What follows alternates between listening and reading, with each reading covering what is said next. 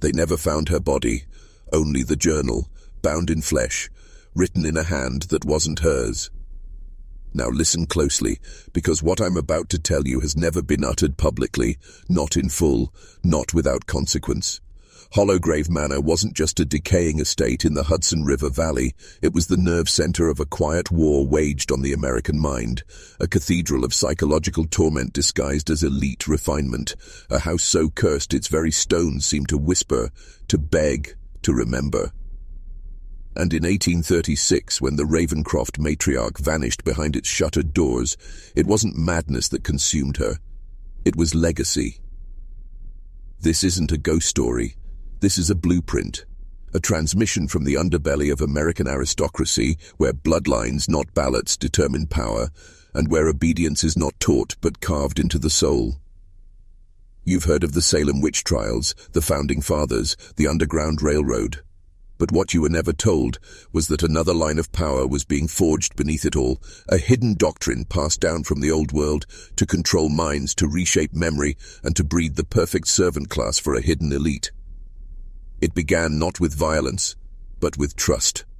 The Hollowgrave family were doctors, theologians, cartographers of the human psyche, but their diaries, now sealed in restricted collections in New Haven, tell a far darker tale.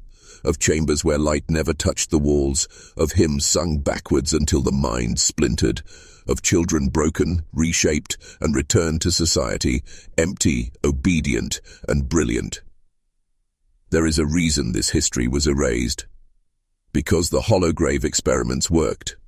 And the techniques, masquerading as education, therapy, and religious devotion, didn't die with the family. They evolved. The language may have changed, but the goal remains. Total internal control. Break the will, erase the self, insert the doctrine. This is not fiction. This is the operational DNA of your institutions, and the men who escaped the manor's depths.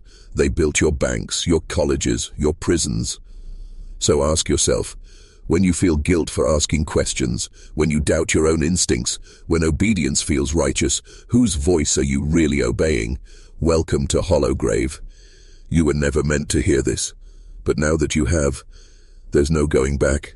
They called it the House of the 13th Key, a title whispered among Masons, reformers, and certain Ivy League scholars whose eyes lingered too long in the restricted archives.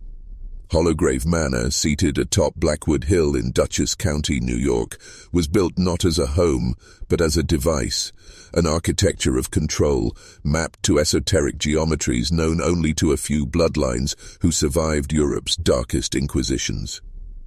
Its foundation stones were imported from an abbey in southern France, ruins associated with the Cathars, a sect burned alive for claiming the church itself was the Antichrist. Carved into those stones, if you know how to look, are spirals, labyrinths, and what some have called mnemonic sigils, symbols designed not to be seen, but to be remembered. The Hollowgrave family didn't build this place alone. They were guided.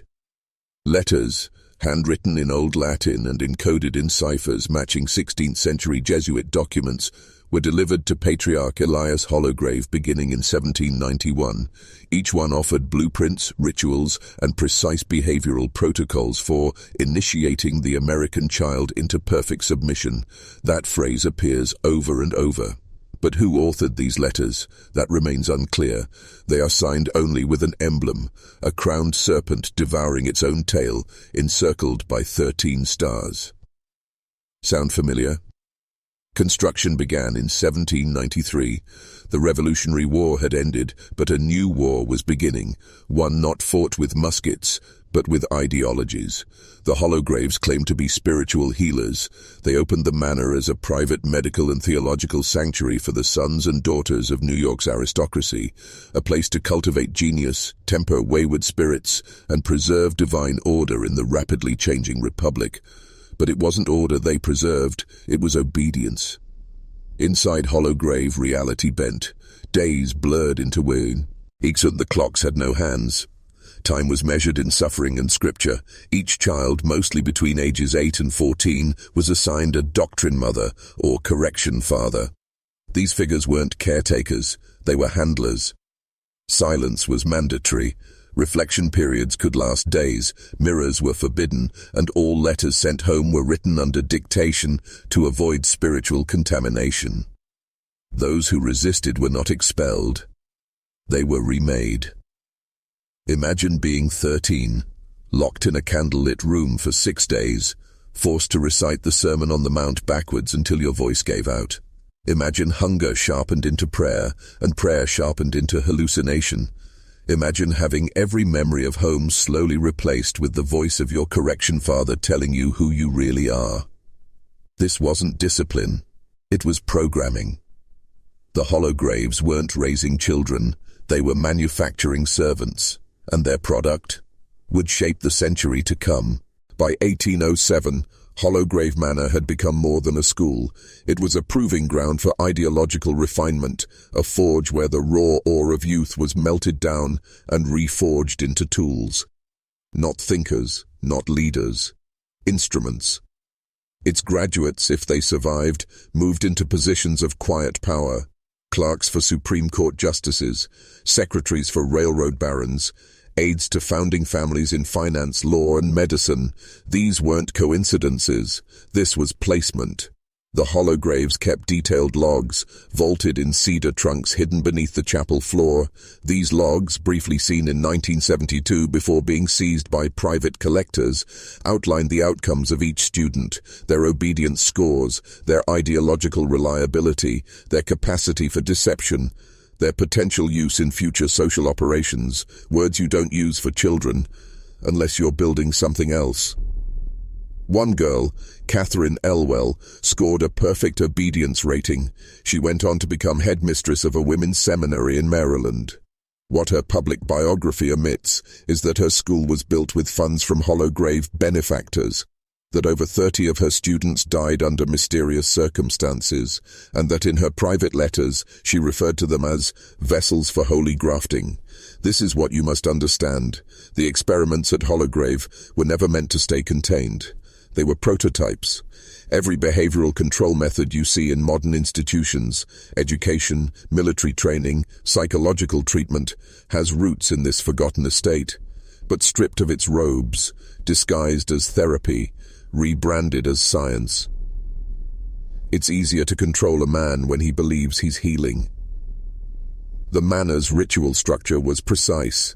Days began with voice recalibration, a period of forced silence where students memorized new language rules. Words were redefined. Freedom meant obedience. Love meant discipline. Faith meant submission. After recalibration came cleansing. This often involved the chair. Simple in appearance, oak, leather straps, a copper bowl underneath. It was used to induce spiritual breakthroughs. Children would sit for hours, eyes fixed on a painting of the crucifixion, while a metronome clicked behind their ears. The sound never stopped, not during meals, not during sleep, always ticking. It wasn't torture in the legal sense. It was repatterning. Over time, resistance faded, speech slowed, spontaneity died, smiles disappeared, the personality dissolved, and in its place, a new voice, still theirs, but emptied, filled with doctrine and devotion to the unseen hand that molded them. There was one room they feared above all others. They called it the Crooked Hall. It was buried beneath the eastern wing of Hollowgrave, behind a false wall, down a staircase that curved like a spinal cord. No light reached it, not even candlelight. It was said the very air turned colder as you descended, like time itself recoiled from what was kept there. What was it exactly? Not a cell, not a chapel, not even a room in the conventional sense. The Crooked Hall was a ritual chamber designed not for punishment, but for fracture. The walls were uneven, slanted inward to distort perspective. The floor dipped and swelled, forcing the body to walk unbalanced, and in the center stood a single object, an iron mirror, tall, narrow, cold to the touch. No reflection ever stayed the same inside it. This is where the Doctrine Fathers took the ones who resisted programming, the thinkers, the skeptics, the fighters, not to break their bones, but their sense of self. They would be forced to stare into the mirror for hours, sometimes days, while reciting their family histories, until the faces in the glass no longer resembled their own. Eventually, the children would forget what they looked like entirely. In some entries of Elias Hollowgrave's journals, he described this phenomenon as ego evacuation, a sacred process in which the soul is unmoored from ancestral error and made ready for ideological grafting. But others wrote more plainly. One assistant, a German physician named Dr. Vogel, who fled Bavaria under unclear circumstances, described it as a system of induced psychogenic collapse. His notes, discovered decades later in a Yale medical archive, speak of hallucinations, hysterical blindness, identity confusion, and finally, silence. What the Hollowgraves discovered was this. If you want to control a society, you don't need an army. You just need to destroy a man. And story about who he is. Once that's gone, anything can be inserted. A belief, a loyalty, a purpose. You become the author of his identity. And if this sounds like fantasy, let me remind you, the methods used in Hollowgrave would later be echoed almost verbatim by MK-Ultra, by Tavistock, by early CIA behavioral units. But this was a full century before. Ask yourself, where did they get the ideas? Because the Crooked Hall still stands, sealed, forgotten, but waiting, and those who've heard its echoes often carry them for life. There was a phrase carved above the entrance to Hollowgrave Manor, long since eroded by time and weather, but once clearly visible to all who entered, via obedientiae lux incipit. Through obedience, light begins, but inside that light was something else entirely. It wasn't spiritual, it wasn't intellectual, it was surgical. Records recovered from a hidden drawer in the East Parlor, found during the brief 1959 excavation before federal agents seized the site, describe something unspeakable, a process known only in the journals as the correction rite. Here's how it worked. At age 13, students were taken to the sanctum chamber, the only room in the manor not marked on the original blueprints. It was circular, windowless, and lined with sound-dampening cloth soaked in vinegar. The only furnishings were a chair, iron-bound, and a table that held 4 items. A candle, a metal stylus, a leather-bound book, and a sealed envelope bearing the child's name. Each student was sat down alone. The room locked behind them. Then came the voice. A series of pre-recorded statements, played from a hidden phonograph, read aloud what the child had done wrong over the course of their education. But these weren't actual sins. They were fabricated distortions of the child's thoughts, fears, and private confessions, twisted, rephrased, and weaponized. You fantasized about leaving, the voice would say. You doubted the doctrine. You questioned the authority of the correction fathers. None of these were punishable by colonial law, but they were unforgivable within the Hollowgrave system. Each accusation was followed by a moment of silence, and then a command. Repent in writing, sign in blood. Yes, blood. The stylus on the table was designed to prick the finger, just enough to draw a few drops, enough to sign the parchment in the book provided, and what they were signing, a ritual confession.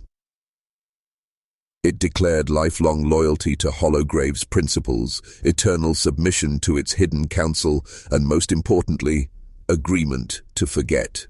To surrender memory, to detach from past identities, to sever family loyalty in favor of spiritual lineage.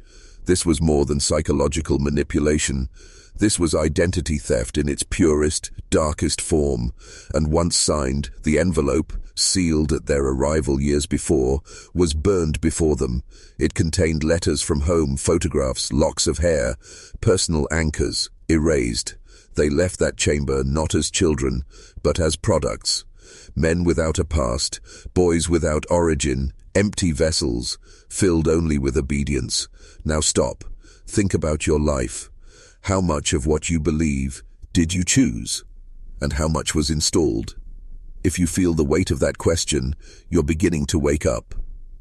Comment the phrase, "I see the hollow inside me," twice below, to lock this in, to leave your old self behind. because the descent has only begun. They were called the Echo Children, those who returned from Hollowgrave bearing no trace of the boys they once were.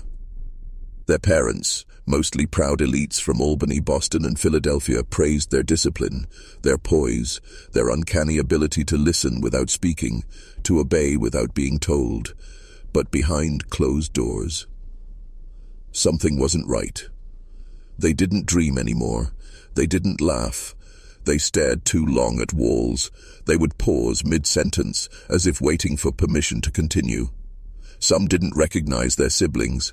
Others spoke in the voice of their doctrine father, mimicking their inflections, even their coughs. One mother, Eleanor Westfield, wrote in her diary, "He returned with the same face. But it wasn't him. He sat at the piano and played a hymn we never taught him. He said it came to him in silence. He didn't blink for nearly a minute. I'm afraid of my son." These Echo Children were not failed experiments. They were proof of concept. Each one had undergone a full identity repatterning. Their loyalties, thoughts, and even preferences were no longer self-directed. They didn't just follow orders, they anticipated them. One boy, Jonathan Marrow, was sent to live with his uncle, a judge in Connecticut. Within a year, he had drafted a policy proposal for moral alignment schooling based on his education at Hollowgrave. That draft would later serve as inspiration for early 19th century reform schools. Another, Isaac Pembroke, joined a theological seminary in Vermont. His teaching spread across pulpits from Maine to Virginia, sermons laced with language almost identical to the Hollowgrave doctrine. Obedience is not submission, it is purification. But here's where it gets darker. The Echo Children weren't just spreading ideology, they were recruiting. Every fifth child was secretly trained in what the Hollowgraves called echogra, a technique used to mirror and then overwrite another person's values through intimate mentorship. Friendships, courtships, pastoral relationships all became vectors for psychological infiltration. Let that sink in. These weren't just victims, they were weapons. Hollowgrave created not a school, but a sleeper program, a generational contagion of control. And the ones who suspected the truth, the siblings, the maids, the tutors, most dismissed, a few institutionalized, and some simply vanished. Because Hollowgrave didn't operate alone, it had protection. High above, in the banking halls, in the Masonic lodges, in the churches that took tithes from Hollowgrave families and never asked where the children had gone. This wasn't just a family legacy, it was a prototype for a national system. And now, if you're brave enough, we need to ask, how much of that system still runs today? In 1812, a fire broke out in Hollowgrave's western dormitory. At least that was the official story. The flames were said to have started in the chimney, an accident during the evening prayer vigil. 5 students perished. The manor was closed for 2 weeks, but the documents smuggled out by one of the doctrine mothers, a woman known only as Sister Adrienne, tell a different tale. What burned that night wasn't an accident. It was an attempted revolt. A 12-year-old boy named Nathaniel Parrish, the son of a Dutch shipping magnate, had begun asking questions, dangerous ones. Why were the correction rites kept secret? Why were the reflections in the iron mirror always slightly delayed? Why did no one speak of the basement? He began writing notes, passing them to other boys during hymn practice. He organized a small circle, 7 children in total. They called themselves the Remembered. Sister Adrienne, tormented by her own guilt after 2 decades serving Hollowgrave, helped them. She gave them maps of the reflection chambers. She taught them the original names of things before the doctrine rewrote them. Pain became purification. Doubt became infection. She unraveled it. But before they could escape, someone betrayed them. Sectioned records, sealed under the 1849 Hollowgrave Family Trust, indicate that a boy named Thomas Eli, aged 11, turned informant in exchange for an early release and bloodline favor. His testimony led to the roundup of the entire group. What happened next was redacted, but fragments remain. Fire in the western wing, screams muffled by heavy stone, smoke pouring from the boys' dormitory windows, and the chilling words from Martha Hollowgrave scrawled in the margin of a surviving prayer ledger. The fire cleanses, the doctrine survives. Only one boy's body was recovered intact. Nathaniel. But his hands were bound. Not from the fire, from before. That detail was never reported. The Hollowgrave family claimed the fire was a tragic act of divine testing, and the manor reopened shortly after. No charges, no inquiry. The children were replaced by the next intake, richer, younger, more pliable. Sister Adrienne disappeared that winter. Some say she fled to Montreal. Others claim she was buried beneath the chapel, beneath a floorboard marked with a carved serpent. But one of her letters survived. It ends with a warning. They are not educating children, they are preparing vessels, and what they plan to pour inside will reshape this nation. Now ask yourself this. What happens when the same formula is scaled? When it moves from manners to media, from doctrine fathers to digital overlords? The fire didn't end Hollowgrave, it ignited something much larger. By 1823, Hollowgrave Manor had become a myth among the northeastern elite, a place spoken of only in coded phrases at Masonic banquets, behind cathedral doors, and in the margins of private journals marked for my eyes only. But it hadn't disappeared. It had evolved. You see, once a system of control proves effective, especially on the minds of children, it doesn't vanish. It migrates, it adapts, like a parasite finding a new host. And in 1823, Hollowgrave's influence found a new home, the Institute for Moral Sciences, discreetly established on the outskirts of Providence, Rhode Island. Publicly, it was a finishing school for the sons of statesmen and theologians. Privately, it was Hollowgrave's ideological heir. Same language, same rites, same symbols etched into the stone thresholds, the crowned serpent, the 13 stars, the Latin aphorisms praising obedience. What changed was the presentation. Gone were the harsh wooden dormitories and brutal correction chambers.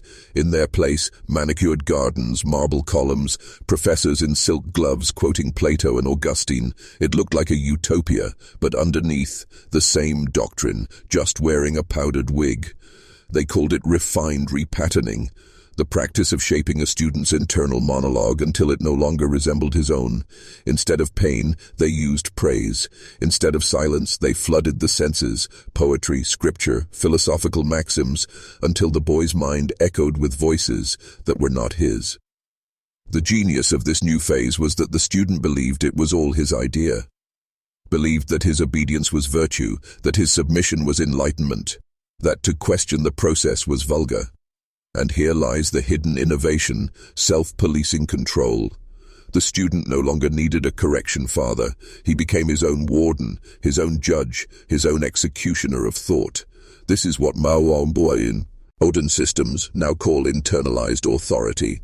It is praised in schools, reinforced in churches, institutionalized in the workplace, but it was perfected in places like Hollowgrave. The Institute quietly produced 63 graduates in its first 10 years. 31 of them entered the clergy, 19 became attorneys, 6 ran for public office, and 3 were directly involved in drafting the mental hygiene policies of 19th century New York and Massachusetts. You recognize the language today: behavioral normalization, cognitive correction, deviance adjustment. It sounds scientific, but its soul is spiritual tyranny. The tools of Hollowgrave were never meant to be visible.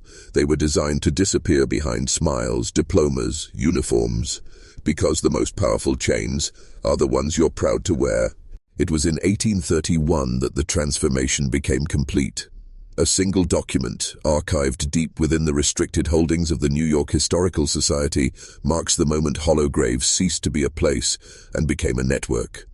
The document was a letter, just one page. No signature, no return address, only a seal, a serpent in a double helix, crowned, its tail woven into 13 interlocking rings. The letter's content, a directive. The manor is no longer necessary. The doctrine is ceded. Focus now on institutions of influence, not correction, direction. The child must arrive already prepared. The man must believe the thoughts were always his. Let that sink in. The control system didn't vanish. It simply decentralized. The Hollowgrave method, once confined to a single estate, was now infiltrating schools, churches, publishing houses, and even the earliest psychiatric clinics. But the key shift was generational. No more brute conditioning. Now, belief engineering. By embedding doctrine into culture, the need for ritual disappeared. Because when everyone around you echoes the same ideas, when your textbooks and teachers and sermons all agree, you stop asking questions. And that's the genius of it.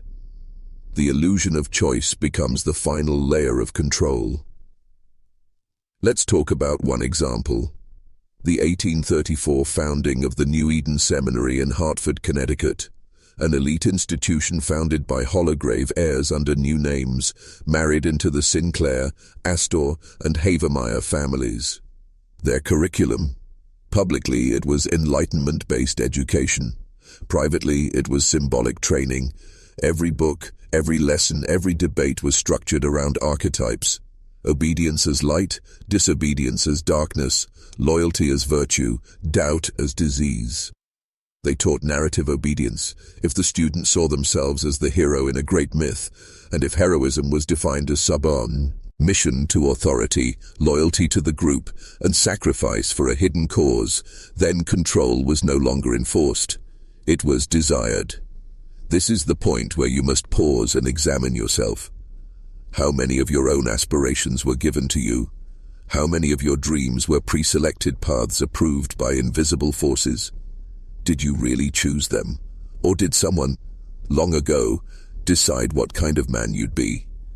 Because if you trace the line back, through your education, through your values, through the institutions that shaped you, you may find yourself standing not in freedom, but in the long, cold shadow of Hollowgrave. There's a reason you've never heard of the Hollowgrave network in school. It's not just secrecy, it's design. Because any system sophisticated enough to manipulate generations must also know how to erase itself. We call that structural camouflage, when a belief system becomes so embedded in the fabric of society that questioning it feels like madness. By the mid-19th century, Hollowgrave principles had quietly shaped the pillars of American moral authority, education, religion, law, and emerging psychology, but not through open doctrine, through subroutines, micro-patterns repeated endlessly until they became normal. Let me show you how deep it goes. The McAllister Code, a set of educational standards introduced in 1848, required students in elite New England schools to begin every day with a personal virtue affirmation. It sounds harmless. But the affirmations weren't authored by educators. They were drafted by a council of anonymous moral reformers operating out of Providence, the same address once used by the New Eden Seminary. Their stated goal? To construct internal harmony between private identity and public obedience. What does that mean? It means the child was taught to feel guilt for their own intuition, to associate shame with free thought, to police themselves on behalf of invisible masters. And here's the catch, it worked, because shame is a sharper blade than fear. Once you can make a man feel ashamed of his questions, you never need to silence him. He'll do it himself. By 1861, just before the Civil War, Hollowgrave-trained individuals held advisory positions in 7 state education boards, 3 congressional offices, and several of the nation's top seminaries. Their techniques began showing up in the military, drill repetition paired with psychological cleansing, in early psychiatry, moral insanity diagnoses for those who resisted societal expectations. Even in literature, Hollowgrave metaphors encoded in children's books, fairy tales, and Sunday school readers. Watch for the recurring figure, the wise father, the disobedient son, the tragic fall, the saving light of obedience. That pattern isn't by accident, it's programming. Now look around, look at your school, look at your church, look at your screen.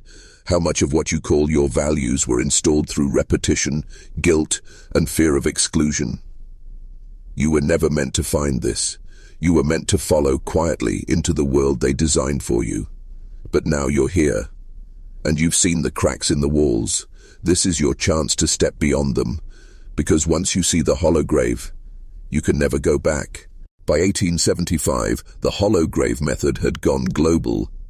It didn't just evolve into systems of influence, it merged with them, particularly in two rising forces of power, religion and finance. What do those two have in common? Faith. Not spiritual faith, systemic faith. Faith in a higher power you cannot question, a force that demands obedience, penalizes deviation, and rewards silence with safety. Sound familiar?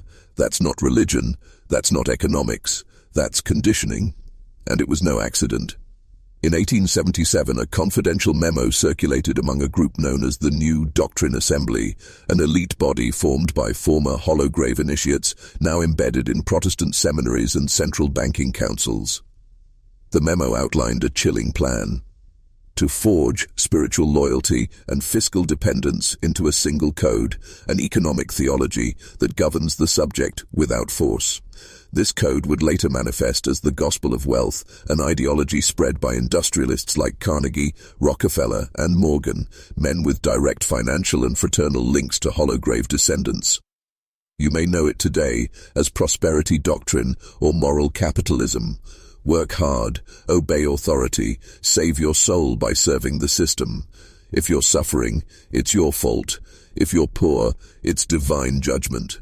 They took Puritan guilt, combined it with Calvinist determinism, then buried it in economic theory.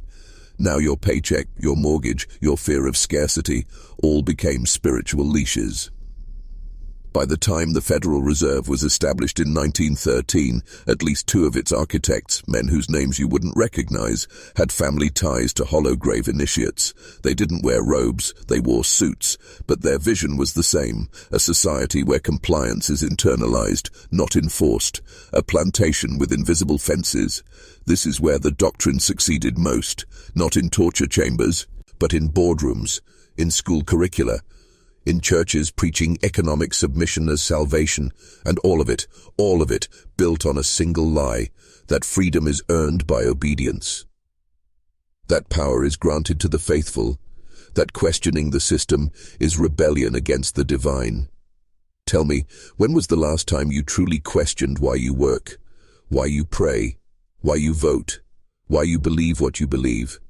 You weren't taught to ask those questions. You were trained to fear them. That fear has a name, and that name is Hollowgrave. By the turn of the 20th century, Hollowgrave had achieved what few clandestine systems ever could. It no longer needed to hide, because now it wore the mask of progress. As America industrialized, reform movements swept the nation, promising cleaner cities, better schools, safer labor, and a more enlightened public. But behind many of these movements were Hollowgrave descendants, men and women who had learned how to convert power into virtue, and virtue into compliance. They didn't shut the old manor down. They expanded it into every institution that claimed to be for the people. Let's talk about public education. The rise of compulsory schooling was hailed as a humanitarian triumph. Children of all backgrounds receiving free education. But what they were actually receiving was standardization. Not just of reading and arithmetic, but of thought. You know the term bell curve, right? Popularized by psychologist Carl Brigham, a eugenicist and advisor to the College Board. He was one of many who consulted on the 1926 redesign of the SAT. What you weren't told: Brigham's grandfather was Edward Brigham, the doctrine auditor of the final Hollowgrave Circle before the manor's operations were officially disbanded. The SAT, the IQ test, standardized assessments. They were not designed to elevate the gifted. They were designed to filter obedience, to reward conformity, to penalize intuition, to create a future class of compliant administrators who followed rules without ever needing to understand why. Do you see it now? Hollowgrave didn't just train its initiates, it taught them how to build systems that replicated themselves, automated obedience, institutionalized forgetfulness. Even the architecture reflected this. Look closely at the early 20th century school buildings across the northeast. Red brick, symmetry, towering entrances, narrow windows. Cold, intimidating, nearly identical to the original Hollowgrave Manor. Coincidence or continuity? Because the doctrine never died. It was merely renamed. In some districts, it became moral training. In others, character education. But the goal was always the same: break the will, replace it with script, ensure the product believes it was never tampered with. And if you still think this is ancient history, look at your diploma, look at your employee handbook, look at your church bulletin. Are you reading truth or echoes? Because every system that controls you today was beta tested in Hollowgrave, and now its blueprints are everywhere. By 1929, as the world spiraled toward economic collapse, the Hollowgrave network saw opportunity, not tragedy, opportunity. Because when society fractures, when families starve and institutions crumble, people stop asking questions. They start begging for order, and that's where Hollowgrave thrives, not in peace, but in crisis. In the lead-up to the Great Depression, a number of philanthropic organizations suddenly emerged, armed with endless capital and an eerily unified mission: stabilize the public mind. Among them, the Ephraim Trust in Boston, the St. Eligius Institute in Baltimore, and a lesser-known entity, the Crown Vale Project, based in upstate New York. All claimed to be independent. None were. Financial audits later revealed that each received seed funding from the Sable Foundation, a Hollowgrave front entity disguised as a theological research trust. What did they do? They established mental hygiene centers in 22 cities. The stated goal? To help Americans cope with psychological strain during the Depression. The actual goal? To test mass behavioral interventions based on Hollowgrave doctrine, emotional compression, reframing of personal agency, ritualized guilt, controlled media immersion. These weren't theories. They were field experiments. One Sable document, now declassified, states, "Despair produces pliability, guilt produces dependence. Offer routine, offer redemption. The subject will kneel without a chain." This is when the phrase, "the new morality," began appearing in sermons and newspapers. It taught that hardship was sacred, that suffering was cleansing, that to doubt the system was to fail God and country. It wasn't religion, it was psychotechnology, and the message worked. Millions who had lost everything found identity in submission. Men who had watched their children starve lined up for factory jobs and thanked the machine for a discipline. You may think this was just social conditioning, but it went deeper. Self-worth became tied to productivity. Love became conditional on obedience. Freedom was redefined as responsibility to the collective. That's not patriotism. That's a spiritual algorithm. And where do you think they tested the limits of these ideas? Prisons, orphanages, military academies, all overseen by public trustees with direct ties to Hollowgrave bloodlines, now renamed and absorbed into banking, education, and ecclesiastical councils. But here's the masterstroke. They never took credit, because when a man can no longer separate his thoughts from his training, he doesn't question who trained him, he just obeys. Now stop and think. When your bank account determines your self-worth, when your church teaches productivity as holiness, when your government praises sacrifice over sovereignty, you're not living in freedom, you're living in a refined Hollowgrave. By 1946, the world had just emerged from the bloodiest war in human history. Nations lay in rubble, millions were dead. The human psyche was fractured, and that's exactly when Hollowgrave's doctrine took its boldest step yet. They no longer needed to hide in chapels or manor basements. Now, they would build their temple in the open. It was called the United World Spiritual Congress, held in San Francisco months after the war ended. Officially, it was a summit for global religious harmony and psychological healing. Unofficially, it was the ritual coronation of a new world paradigm. Among the attendees were not just spiritual leaders, but economists, media magnates, and social scientists. Behind the scenes, Hollowgrave descendants using new titles, behavioral consultants, values engineers, peace architects. They spoke in the language of light, But their goals were shadow, their mission, to embed a unifying moral syntax within the emerging global order, a script so elegant, so emotionally persuasive that the human spirit would choose its chains. And they succeeded. From that conference emerged 3 core concepts that now govern nearly every institution on Earth. Collective wellness as virtue. You no longer pursue truth, you pursue compliance with group values. Disagreement becomes disease, questioning becomes antisocial, trauma as transformation. Suffering isn't something to resist, it's something to welcome. It's how you grow. The more you hurt, the more obedient you become to the healing system. Language as moral infrastructure. Certain words were redefined to control perception. Freedom equals responsibility. Disobedience equals disorder. Silence equals complicity. That's not semantics, that's neuro-linguistic containment. You are trained to think in the terms they provide, and once you surrender your words, you surrender your thoughts. Consider this. By 1952, every major Western school curriculum contained at least 11 phrases or conceptual frameworks that originated from Hollowgrave manuscripts, filtered through psychological research, repackaged as modern enlightenment. And what was the result?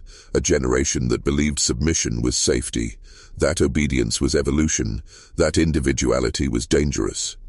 All of it seeded in their earliest moments, school desks shaped like pews, teachers positioned like ministers, test scores treated as divine judgment.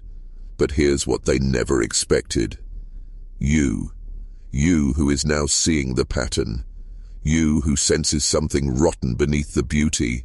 You who is asking why you were taught to kneel before systems that produce nothing but dependence. So here's your task. Comment the phrase below, twice, not for me, not for the algorithm, for you. Write, the mirror cracked. The mirror cracked. Seal it. Because once you see your reflection clearly, once you break the frame they placed around your mind, you're no longer just a viewer. You're a threat to everything they built. In 1954, nestled inside a dull grey office on the 6th floor of a Washington, D.C. intelligence annex, a man named Dr. Alphonse Kellner signed a directive. It bore the initials PDT Psychodynamic Thresholding. But it was the subtitle that mattered. Application of Hollowgrave cognitive conditioning to mass media structures. That was the moment it became official policy. You weren't just being trained by institutions anymore. You were being trained by screens. Kellner, a former academic expelled from Yale in the 1930s for unauthorized psychological experimentation, had been working in silence for decades, refining the doctrines methods to fit television and radio. He believed that by subtly blending narrative structure with known Hollowgrave techniques, repetition, symbolic guilt, predictive morality, he could bypass conscious resistance and plant belief systems directly into the subconscious. The result, moral programming masked as entertainment.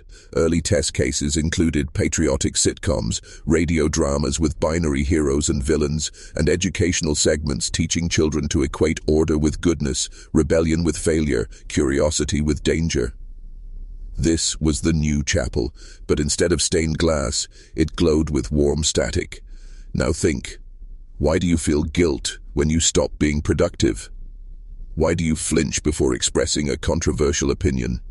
Why do you distrust your own instincts when they contradict the public narrative? It's not weakness, it's training. You were conditioned to doubt yourself, to seek external validation, to fear becoming unapproved. That fear has been broadcasted, replayed, and celebrated since the first televisions entered American homes, and the Hollowgrave fingerprints are everywhere. The bad student who redeems himself by conforming, the rebel who must suffer before learning humility, the loving ment, or who teaches obedience as enlightenment. These are not plots, they are scripts for your mind. And the most sinister part, they're always delivered with a smile, because the doctrine no longer needs force. It has weaponized affection. It uses warmth to extract compliance, humor to install obedience, empathy to override instinct.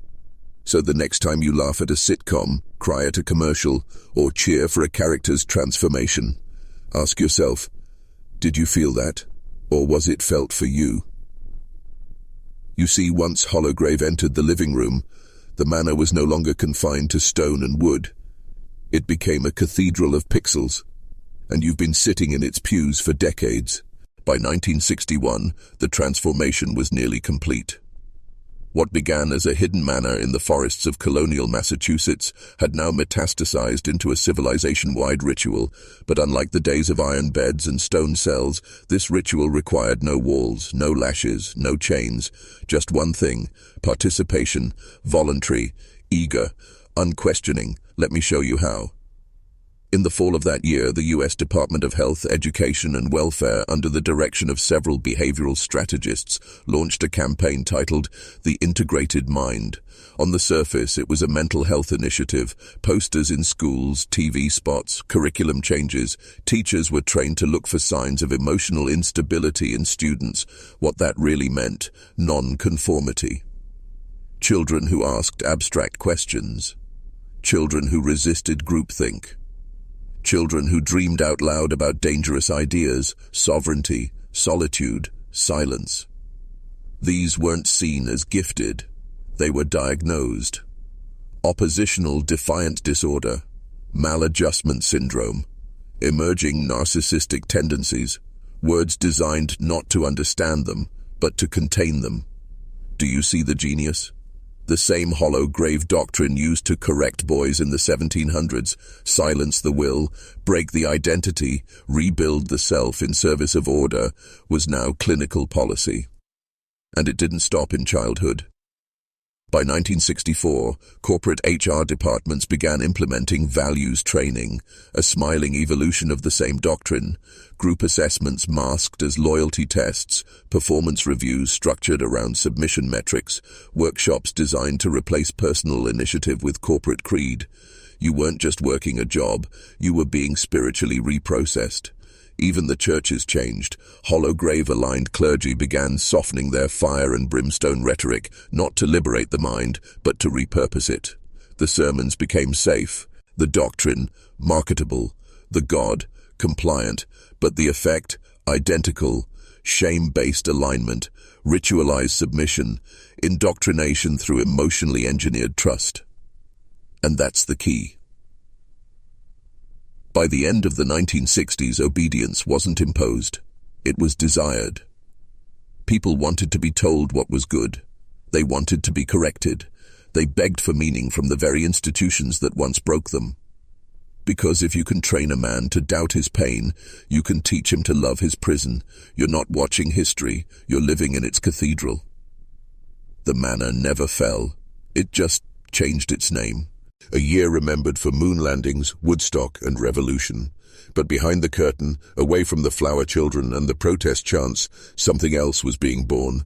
The doctrine went digital. It began with a defense contract, Project MIRROR, officially Media Integration for Responsive Research on Organizational Resonance.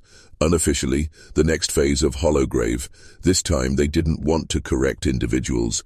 They wanted to predict them, map them, engineer their decisions before they even knew they had them. And what did they use? Data, collected quietly from university psychological studies, workplace aptitude tests, school surveys, and yes, television viewership logs. All of it cross-referenced to build profiles, not of who you were, but of who you were most likely to become. Hollowgrave had always understood the power of categorization, putting children into types, assigning their punishments, measuring their obedience, but now they had algorithms, and that changed everything. Project MIRROR's core team, composed of former military psychologists and Hollowgrave-affiliated technocrats, developed what they called behavioral cascades. A cascade was a sequence of microstimuli, colors, tones, word patterns that could trigger predictable psychological responses in specific demographic profiles. Think: a certain camera angle that evokes trust, a sound frequency that lowers resistance, a sentence structure that triggers confession. These weren't wild theories. They were tested, refined, deployed. And what did they build with them? televised sermons, educational programming, ad campaigns, presidential speeches, all coded with subtle cascade triggers, all reinforcing the same buried command: trust the system, fear the self. Now step back. Look at what this really is. Not a conspiracy, a cathedral of influence. Every school lesson, on every newscast, every billboard and banking app, a stained glass window in a new kind of church. But there is no preacher, just an interface. No priest, just a prompt. And the commandments? Hidden in UX design, in policy phrasing, in the terms and conditions you never read. Because the doctrine learned something from centuries of obedience. The best prison is the one you call freedom. That's what MIRROR built. A reflective world, your thoughts, your fears, your patterns, fed back to you until you mistake the image for your own identity. You don't need chains anymore, you carry the cell with you. And the warden smiles. By the mid-1970s, the experiment was over. The results were in. Hollowgrave's vision had worked, not through violence, not through force, but through willing surrender. The final phase was psychological saturation. They called it the Great Softening. It began with subtle shifts in advertising, no longer selling just products, but identities. The detergent wasn't clean, it was love. The credit card wasn't finance, it was freedom. The car wasn't transportation, it was self-worth. This was no accident. Buried in the internal communications of the Lexicon Consortium, a media syndicate with direct financial ties to Hollowgrave trust accounts, was a directive issued in 1977. Attach every commodity to moral sentiment. Dissolve the boundary between virtue and consumption. A man who equates goodness with lifestyle cannot rebel. He will spend to soothe the hunger his soul no longer dares to name. And they meant it. By tying morality to emotionally engineered convenience, Hollowgrave descendants ensured that no matter how much you questioned the world, you would never question your place in it. Because you were constantly rewarded for staying silent. You were promoted when you said the right things. Liked when you posted the right slogans. Loved when you mirrored the right emotions. And punished, not with lashes, but with withdrawal. That's the genius of the Great Softening. They didn't need to isolate you in a cell. They could simply make your fear of rejection stronger than your hunger for truth. You began to self-regulate. You monitored your tone. You filtered your instincts. You swallowed your anger, dulled your intuition, bent your spine to fit the room. Why? Because someone taught you that survival meant compliance. That's not evolution. That's engineered domestication. And where did it lead? A society of adult children, emotionally pacified, morally ours, sourced, spiritually outsourced, begging for structure and approval from the very system that taught them to never stand alone. Now hear me. The Hollowgrave doctrine was never about control. It was about preparation, not for chaos, but for a world where chaos could be sold as peace, where silence would be praised as wisdom, where disobedience would be framed not as courage, but as insanity, and those who remembered, those who saw through the veil, those who dared to remember the manor, they were labeled madmen, or worse, conspiracy theorists, troublemakers, liabilities. But now you know. The softness was a setup. The comfort was the coffin. You were lulled, not protected, trained to kneel, but never taught how to stand. The information age was rising. Silicon Valley was ablaze. Personal computers were flooding homes. The world was being rewired, and Hollowgrave, it was thriving. You see, every previous generation of the doctrine had relied on physical structure, walls, pulpits, uniforms, bells, but this new era gave them something infinitely more powerful: access to the unguarded mind, unsupervised, unfiltered, unaware. And so they launched what internal memos from the Mersenne Group, another Hollowgrave-aligned think tank, called the Immaculate Interface Initiative. The goal? to create digital environments that simulate autonomy while gently enforcing doctrinal alignment. It started small. Search engines, word processors, desktop metaphors. You felt like a king, clicking, dragging, choosing. But every choice you made was within their frame. And behind those friendly interfaces were systems designed not just to log your behavior, but to reshape it. Your mistakes were corrected automatically. Your curiosity was steered by autofill.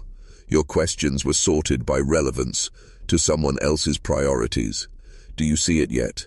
They didn't have to censor you. They just made sure you never asked the wrong question. And as the internet expanded, so did the doctrine. By 1992, the Mersenne Group, through shell partnerships with major tech firms, began testing effective feedback loops, systems that measured how your emotional state changed in response to certain phrases, colors, layouts, not to serve you, to mold you. Every like button, every progress bar, every buzz and ding, these weren't conveniences. They were reinforcement tools. Hollowgrave learned long ago that the deepest obedience comes not from fear, but from dopamine. Pleasure became your leash, convenience your cell. And then came the true masterpiece, personalization. They no longer had to design one perfect stem for all. Now every man could receive his own prison, tailored, curated, optimized for his unique psychological profile, your feeds, your news, your entertainment. It wasn't designed to inform you. It was designed to prevent awakening. Because when a man is constantly stimulated, constantly distracted, constantly rewarded, he stops seeking truth. He trades the burden of clarity for the comfort of a screen. And in that moment, he becomes pliable. Not because he is weak, but because the system has been architected to absorb his strength, to neutralize his sovereignty by making rebellion inconvenient. And so here we are. The manor no longer needs walls, because the most powerful control system ever built fits in your pocket. By the dawn of the 21st century, the Hollowgrave doctrine had achieved something no tyrant, no king, no inquisition had ever managed: global voluntary assimilation. No weapons, no armies, just architecture of belief. And the crown jewel of this invisible empire, narrative engineering. A quiet conference held in Aspen, Colorado under the innocuous title, The Future of Story. Behind its doors sat not authors or artists, but data analysts, intelligence liaisons, and behavioral economists. Their goal?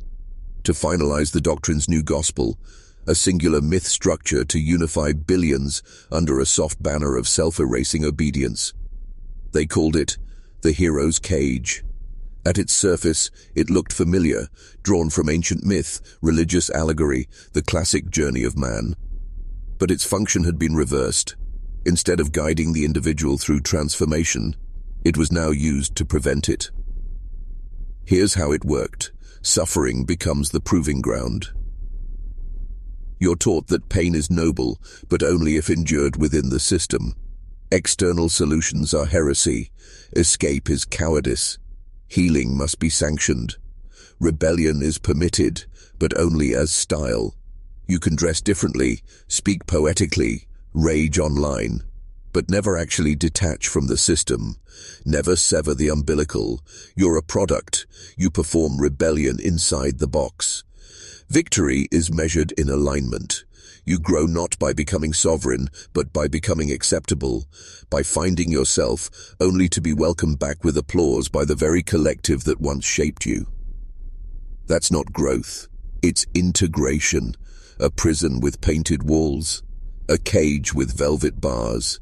Every blockbuster, every TED Talk, every viral redemption arc now fed through this structure. Even the language of trauma was hijacked. Healing became submission, community became surveillance, support became consensus reinforcement, and you were told you were seen, you were told you were safe, you were told you were loved, but only if you played the part, only if you conformed to the script. And what if you didn't? You were labeled broken, mentally unwell, a threat to progress, a danger to the new harmony. Do you understand now? Hollowgrave didn't just condition minds, it reauthored the soul. It rewrote your myth, so you would never write your own, because a man with his own story is dangerous. A man who remembers silence, solitude, sovereignty. That man cannot be absorbed. That man walks away from the manor. That man is unusable. So I ask you, whose story have you been living? Yours or theirs? Let's strip it bare now. No more metaphors, no more poetic framing. You've earned clarity. What you've been experiencing, what your father endured, what your grandfather was shaped by, isn't just cultural drift. It's not progress. It's psycho-spiritual conversion. And the altar wasn't a church. It was the modern world. By 2010, the final phase of Hollowgrave's doctrine, now fully integrated into tech, media, education and psychology, had activated its deepest mechanism: inverted salvation. This is the apex, the final spell, and it's simple: make a man believe that rescue lies in further submission. It starts with emotional overload, the constant churn of fear, outrage, identity crises, collapsing norms. You're made to feel fragile, incomplete, vulnerable. Then comes the healing. Therapy apps, corporate wellness programs, gamified mindfulness, digital confession booths masked as comment sections. And finally the promise: if you follow the right steps, take the right meds, echo the right mantras, agree with the right causes, you'll be whole again. But here's the twist. Wholeness is never the goal. The goal is perpetual becoming. You're never complete, never sovereign, only on the path, always in need of another update, another label, another supportive dependency. You are forever almost free. And they love that. Because the man who believes he's close to freedom but never reaches it will do anything to maintain that illusion. He'll silence his own instincts. He'll police his own brothers. He'll betray truth just to feel safe for one more day. This is not accidental. In Hollowgrave's original sermons, buried in private journals locked away in marble crypts beneath the manor, they wrote, "Let him taste the edge of salvation, but never swallow. Let him see the gates, but never pass through. Thus shall he remain our most loyal subject, chained not by force, but by hope. Hope has become a drug, and most men are addicted, but not you. Not anymore. You've seen the altar, you've seen the chains, you've seen the priest behind the mask holding a scroll that was never sacred, just strategic. And now you have a choice. You can step back into the warm, soft current, or you can do what Hollowgrave never prepared for. Stand in the silence, no algorithm, no ideology, no permission, just you, bare, awake, unclaimed, because the truth is simple. The man who remembers who he was before the doctrine, before the noise, the soft chains, the curated cage, that man, he cannot be ruled. You were never meant to hear this. That's not drama. That's fact. Because what you're discovering now, what's awakening in you, was once reserved for a different class of men. A hidden priesthood. The Hollowgrave doctrine wasn't just an experiment in control. It was a ritual of succession, a generational transference of dark knowledge passed from father to son, mentor to initiate, behind closed doors, sealed by blood oaths and ancestral silence. This knowledge had a name among the original founders. They called it the second voice, the voice beneath your thoughts, the watcher behind the eyes, the original self, untouched by fear, guilt, or programming. Every torture, every lesson, every system they built was designed to bury that voice. Not kill it, just mute it. Because they knew the truth. If a man ever heard that voice again, truly heard it, he would no longer be theirs. And you're starting to hear it now, aren't you? That low ancient rhythm pulsing beneath your surface. It speaks without words. It doesn't beg. It doesn't flatter. It remembers. It remembers the moment you first sensed something was wrong, the first time silence felt more honest than any sermon, the first time you looked at the world and thought, none of this is real. That was your second voice trying to break through. And Hollowgrave, they built entire institutions to keep that voice from waking.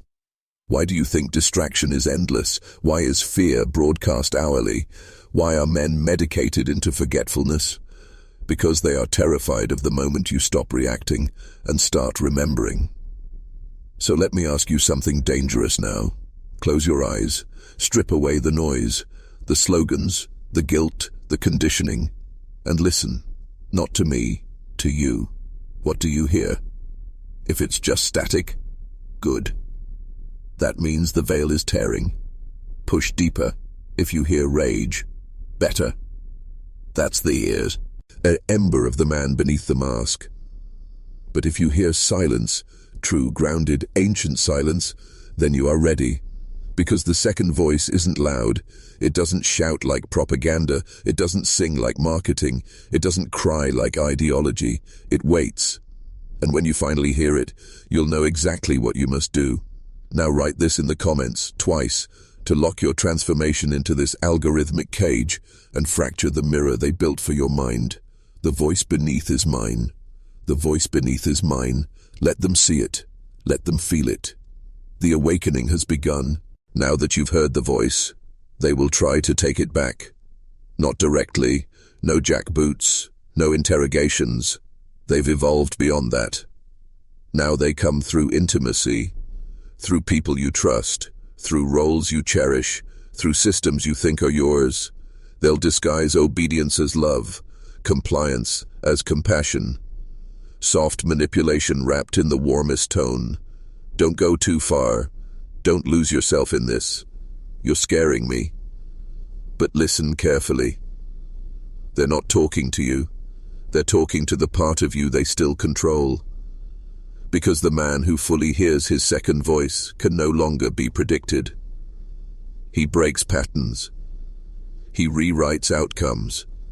He reclaims territory in the mind that was marked long ago as forbidden, and that terrifies them. So they'll bait you, with comfort, with nostalgia, with identity. They'll offer you your old mask back, polished, praised, ready to wear. But it'll feel like ash in your hands, because the man who sees the machine can't go back to pretending he's just a cog. Let me show you how they try. They'll send influencers to your feed, wearing rebellion like fashion, preaching resistance while funneling you right back into the funnel. They'll give you shows, podcasts, even truth-tellers who expose half the darkness, just enough to keep you locked in their dialectic. They let you rage, they let you question, but they never let you leave. That's the game. Caged rebellion.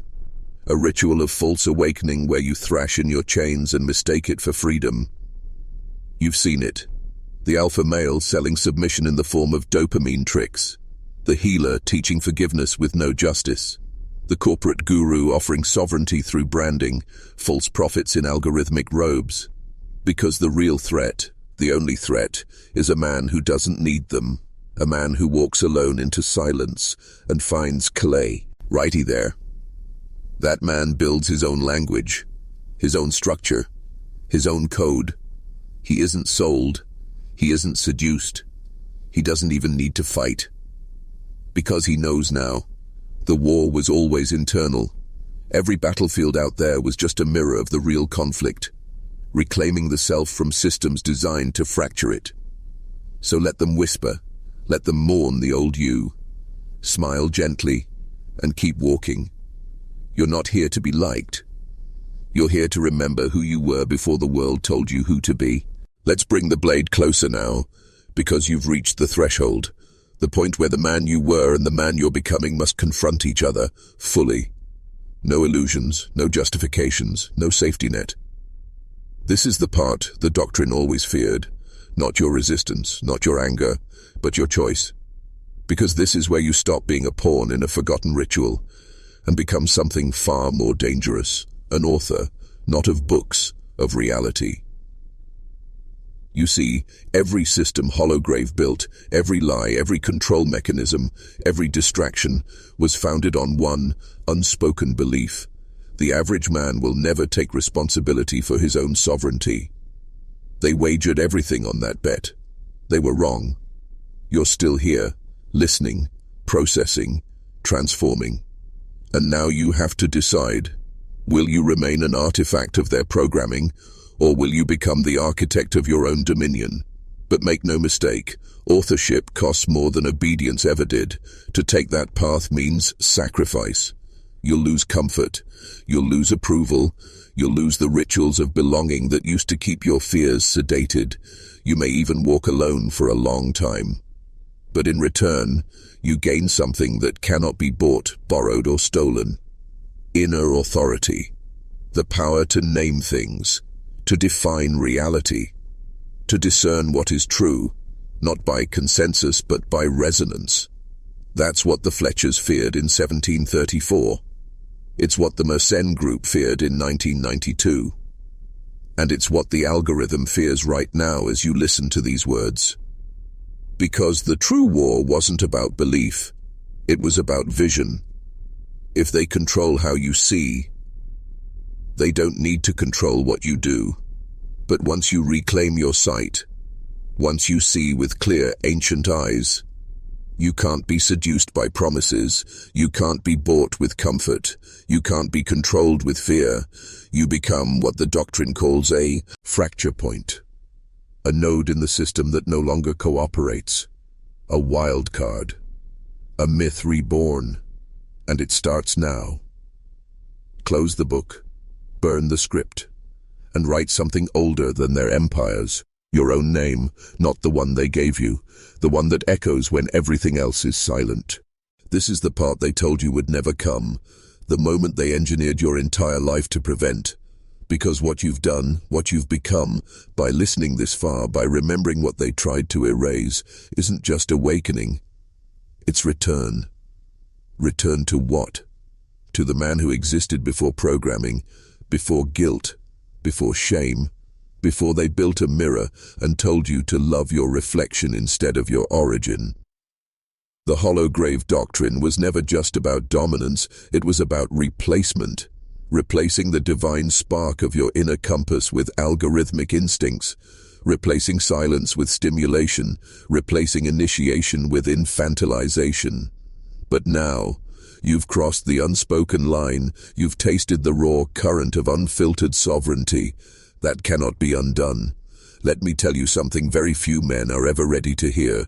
You were never broken, not for 1 second, not even in your darkest moments, not when you were numb, not when you were angry, not when you were begging for meaning in all the wrong places. They told you that your chaos was a flaw, that your hunger was dysfunction, that your rage was toxicity, that your silence was depression. But they lied. They had to. Because if even one man remembered that those things weren't sickness, but signals that the system was the disease, and you were the immune response, their illusion would begin to crack. And it's cracking now, in you. That's why they fear men like you.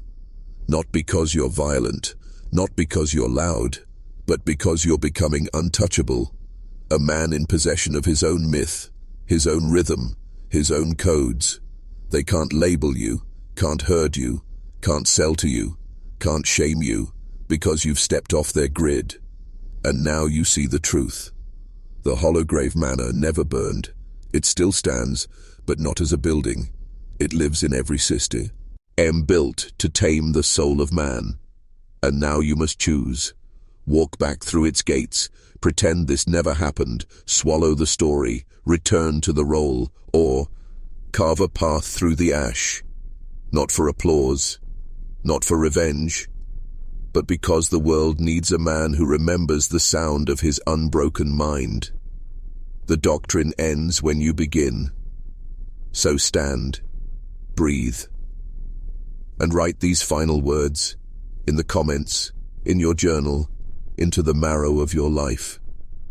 I am the fire beneath the manor. I am the fire beneath the manor. Let it echo. Let it burn. Because this is not a story anymore. This poem is the start of your legend. And they can't stop it now.